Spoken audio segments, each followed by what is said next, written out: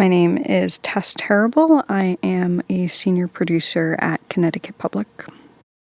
My earliest memory of the public library system in my town in New Hampshire where I grew up was probably going to the third floor archives. With my mom, we were trying to find information about the home we lived in. We lived in a historic home growing up. And at the time, I was just getting into reading. I was in second grade, and my teacher told me I was ready to read chapter books. And so we were really getting into the children's section of the library. And I got into Nancy Drew books, which are all about mystery and finding pieces of paper and solving things. And so when I went into the archives, it felt like I was in the middle of a mystery novel trying to find answers for something important. And so it's that memory, and it's also the kind of smell memory of books that I think a lot of us have associated with libraries and places that house books that just comes back to you whenever you're there.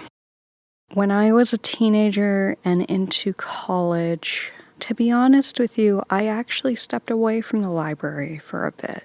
It wasn't the place that I went as much. I definitely spent some time in college using those rooms to study in, but I don't think it was until I was in my mid-20s that I returned to the library, and I was thinking about this today. I was, like a lot of us that experience the mid-20s, there's a little bit of an age of depression and identity crisis and anxiety. And when I was going through that in my early adulthood, I started thinking about what were those times in my life that I was most joyful and most happy. And I started to think back to an age where I was 11 years old, and I was trying to think about what was going on at 11 years old. And I remember that at 11 years old in sixth grade, I read 50 books that year. I was a really avid reader at that age, and something clicked with me then. And so in that age of young adulthood, in mid-20s, I started returning to the library and started re-engaging in reading. And I started remembering that when I was a child, people have a lot of different happy places. Some of them, as a child, could be in the classroom. Some of it could be on the ball field. And I think my oasis was kind of among the library. And so when I was kind of navigating that point in my life in my 20s where I was feeling very lost and uncertain, I found myself back at the library, in a completely different town, a different place, but very much felt at home and gave me the same sense of peace that I had when I was very young. It was just coming home again. Is there any connection between the library and what I do as a producer, as a journalist? I think all of us in journalism probably will say absolutely to that question, and I think I'm no exception.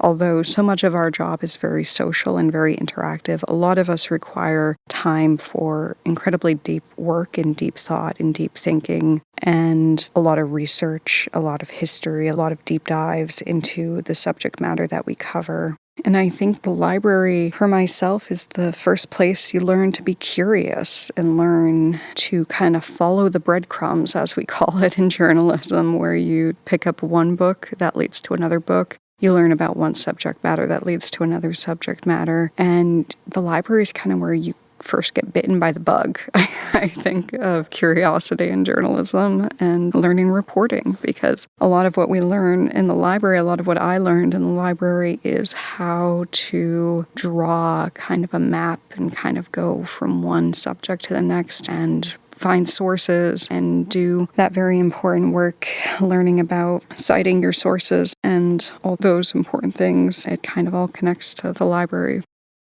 A piece of advice that I have received, I had a spiritual advisor tell me recently that as I navigate my life and I'm in an age of seeking to look for peace and look for joy and look for what feels right. And she coined that as joy and peace is where God is. And that is kind of reflective in my own work as a producer, because there's a feeling I get sometimes working on this story that I can't quite articulate, but I know when something is right. I know when something's going to resonate with somebody. I know when something feels joyous. And so I really lean into those moments in my life. What advice would I give to someone who wants to be a producer or perhaps a journalist or something in between, because there's so many titles in this profession and so many different career paths you can pursue? I think the advice that I come back to and that I am consistently relearning and leaning into is this career path, working as a journalist, working as a producer, is about the marathon and not the sprint. I once heard Anna Wintour, she's the editor-in-chief for Vogue, say that if you were an overnight sensation, you could be yesterday's news in no time. And I think a lot about that in this day and age where social media can elevate people very, very quickly. And there's not the same understanding and education around career growth. I so admire people in this profession with 20-year careers, and when I was starting to get into journalism, I started studying the career tracks of people that I admired and realizing you don't get it all at once. There's not that one magic story and that you're on the map and now you're a journalist. It's really about taking the time and trusting the process that you will come into yourself as a journalist over time. There's no magic bullet to do this, and that's totally okay. I think so many of us, myself included, are looking for that quick fix, that feeling of I made it really quickly. I've been here at Connecticut Public for about 5 years now, and I've been in this industry of journalism and media since 2014, so I've been here for 10 years, and this is the first year where I actually kind of feel like I've done something with my career and have kind of walked away from the imposter syndrome that I've carried with me for a long time, and that's a wonderful thing. It takes a long time to build a castle. It takes a long time to build a kingdom, and that's so okay. You've got time. Dreams don't have deadlines. I love that line. In what ways can a young person use the library? And I'm not going to limit this to journalism. I think this is anything. Before I worked at NPR, I think this was the year before I was offered the job, I read the biography of Katharine Graham. Katharine Graham was the editor-in-chief at the Washington Post. I love reading biographies of people whose careers I admire and who have had enormous success in the profession that I am. And I think it doesn't have to be limited to journalism. Any career, any field that you admire, any field that you see yourself in, there are a wealth of stories and a wealth of storytellers that have written on page how they got there, and studying their track and seeing how they made their way to sometimes the top of their fields is a really valuable thing to do. And I think I picked up that book of Katharine Graham at the library. I think that was something I had to request from the library, actually. And there's just such a wealth of biographies like that at the library. You get to study the lives of people you admire and try to duplicate it the best you can in your own way. And I don't think I'll ever be the editor-in-chief of Washington Post, but I'm pretty happy where I am because I was able to learn a little bit from her and others that I admire. Even the biography that Michelle Obama put out a few years ago, I remember learning so much of that and of her character and wanting to model my character off of that. And so many of those resources can be picked up on the library.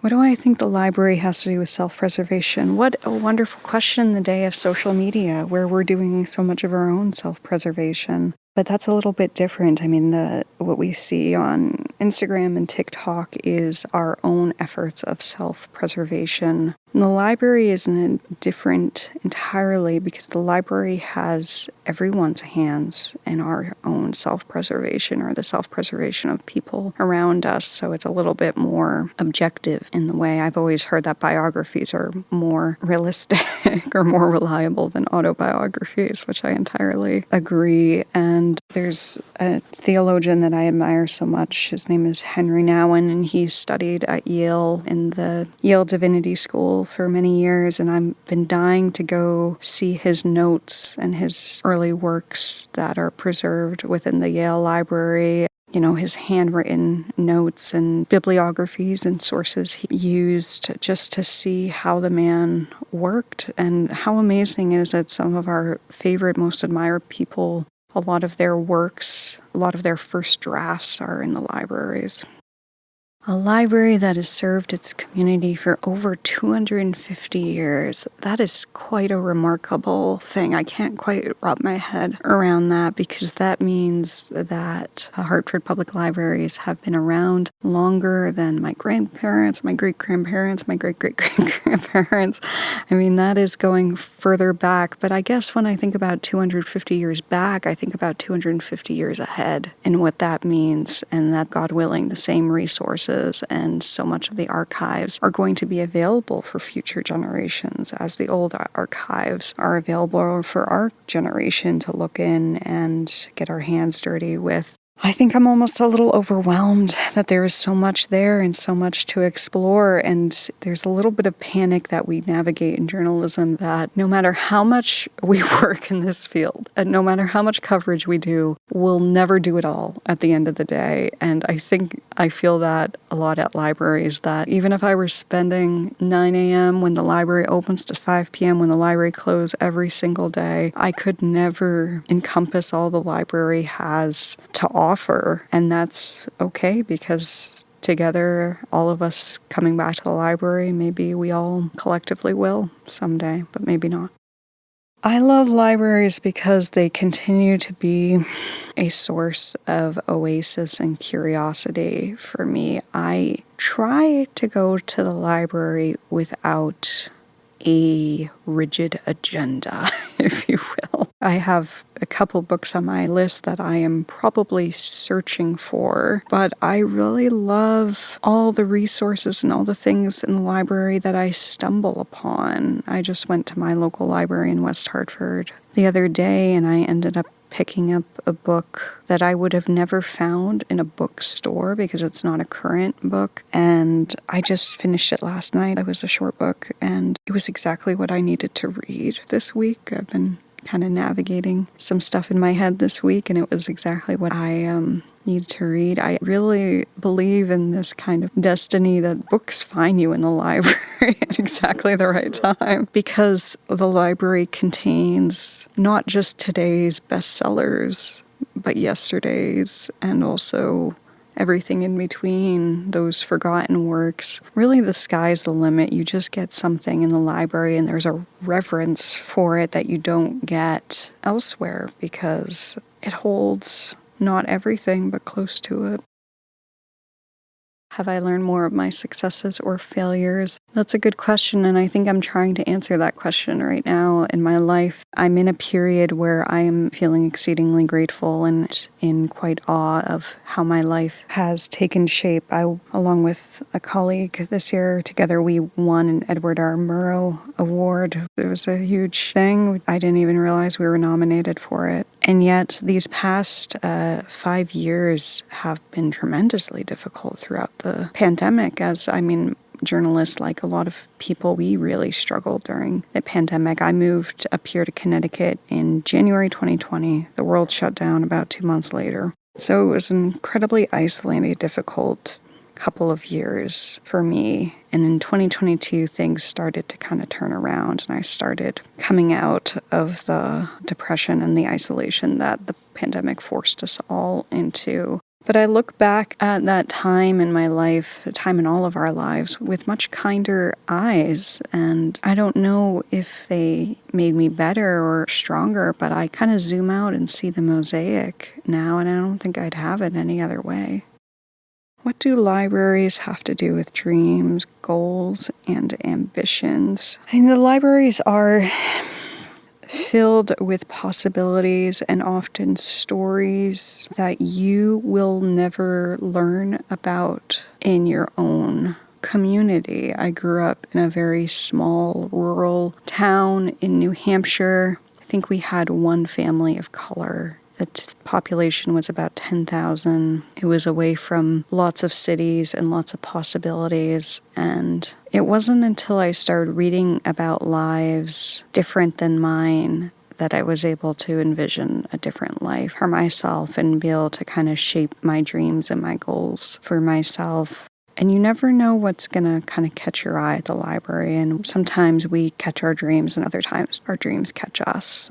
You know, you can learn a lot today on Netflix and Hulu and the news and all these, just a wealth of television content you can peruse. But there's something different about learning about another life in a book and being able to feel that and want to be like, that's what I want. There's just a different learning process that happens through reading than it does through watching. Libraries did give me an access and gave me a buffet of options I could do with my life, other than what was presented to me.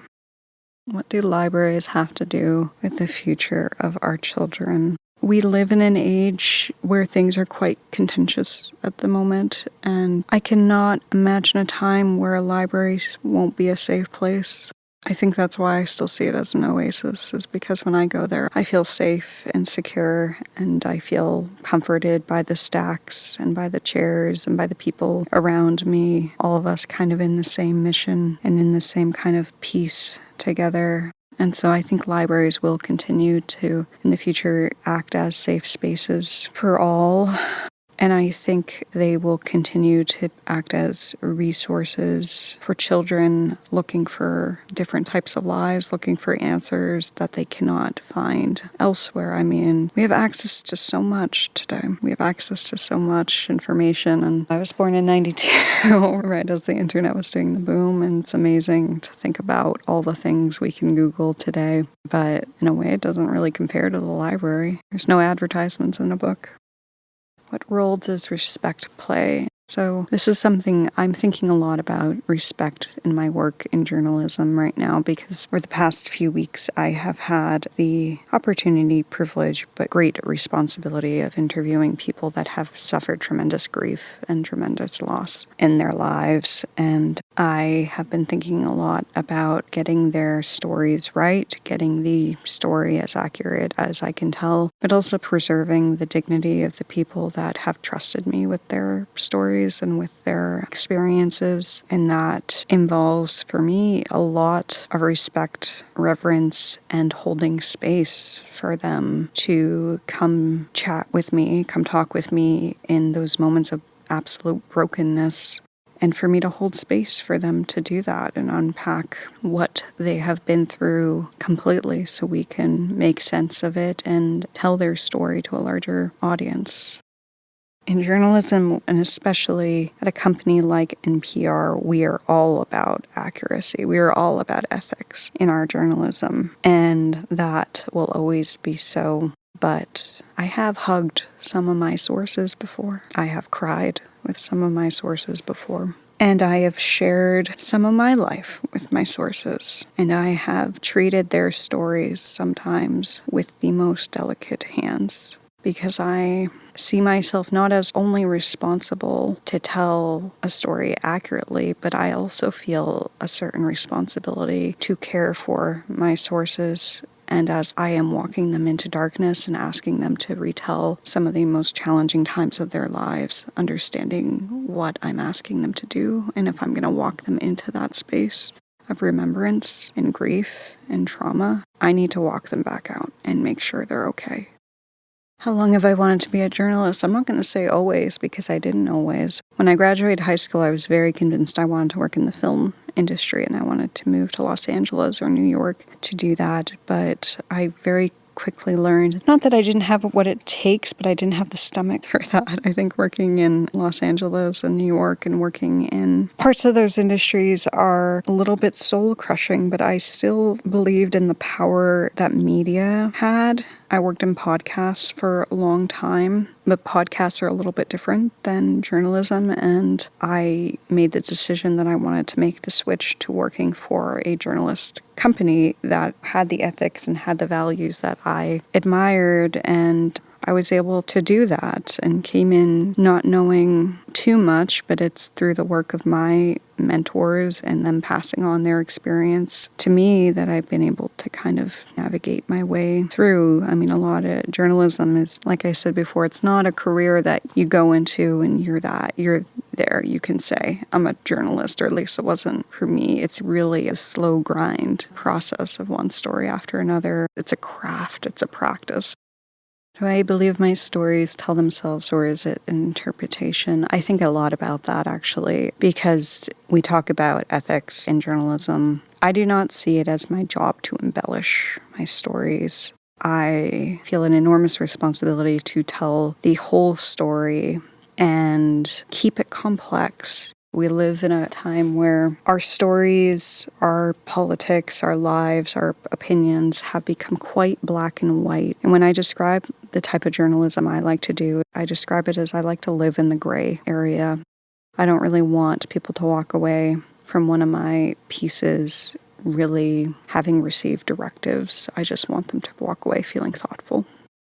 What would I like my legacy to be as it relates to libraries? I do a lot of writing because that's part of my profession in journalism, but I have kept my journals, my handwritten journals from 2013 to now, and that is a bookshelf of journals. And sometimes I think about, like, what is someone going to think when they stumble upon this 60 years, 50 years from now? Is this going to be preserved in the library? But I try not to get into that ego trap too much. Possibly my own work will end up at a library, and that will be my legacy. But one of my favorite tasks in this job is mentorship, being a teacher and passing on the craft of journalism and kindness and respect for the work is something I'm really passionate about, because I'm very aware that all of us will eventually be forgotten, and what we leave behind is what we pass on to others. I am just a little tiny blip in the news radar. My work is just a tiny piece of what is reported on every day, but I like to think that maybe that little tiny blip might bleed into somebody else. It will bleed into somebody else, and it'll bleed into somebody else, whether that's inspiration on how we create the work, how we conduct ourselves as journalists, or just our kindness and what we pass on to others. And so maybe that will be my legacy. Thank you for listening to 250 Stories, a production of HPL Studios at Hartford Public Library. This episode was written and produced by Christopher T. Brown, sound by Sam Sigmund, edited by Faith Lucas, produced by Lucy Nalpathanchel, and with photography and graphic design support from Hartford Public Library's communications team and the Hartford History Center. For more information on this project, visit www.hplstudios.hplct.org. New episodes release every Tuesday, so subscribe to stay tuned.